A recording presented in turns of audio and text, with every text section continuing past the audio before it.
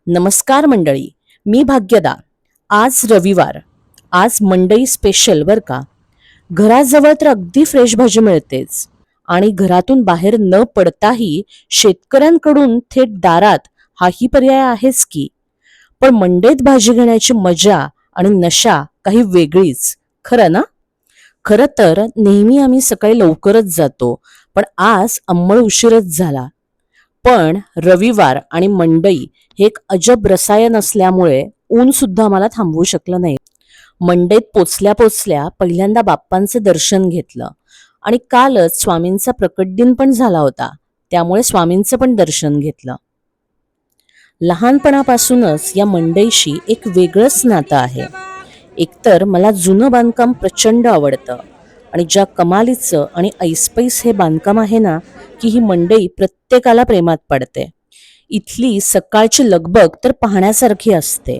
कांदे बटाट्यांचे सुंदर रास, केळीच्या पानांचे एकावर एक सुबक गठ्ठे, विक्रेत्यांनी केलेली मिरच्या, आले, लिंबू यांची सुरेख आरास आणि उन्हाळ्यामध्ये महाग आणि म्हणूनच भाव खाणारी कोथिंबीर आणि तिचा भाऊ पुदिना हे स्पेशल गेस्ट म्हणून विराजमान.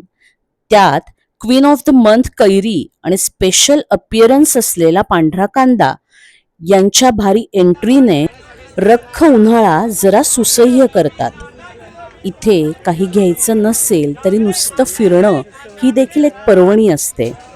त्या रसरशीत रंगीबेरंगी भाज्या पाहताना खरंच दिवस बनतो. भाज्यांच्या या वेगळ्या दुनियेत आपण अगदी हरवून जातो. घ्यायला जातो एक आणि दोन दोन गच्च पिशव्या घेऊन येताना खरं तर पिशव्यांपेक्षा जास्त मनच भरतं. मंडईमध्ये या प्रत्येक विक्रेत्यांमध्ये मला एक एक कमालीचे ॲक्टर वाटतात. प्रत्येकाची आपली भाजी खपवण्याची वेगवेगळी स्टाईल असते. आवाजातला चढ उतार, नेहमीच्या गिराईकांशी नव्या गिराईकांशी बोलण्याची वेगवेगळी पद्धत, कधी एकमेकांशी थट्टा मस्करी, भावांमधली घासाघीस इथलं वातावरण अजूनच जिवंत करतात. मला वाटतं खरी मार्केटिंग इन्स्टिट्यूट तर ही मंडई आहे.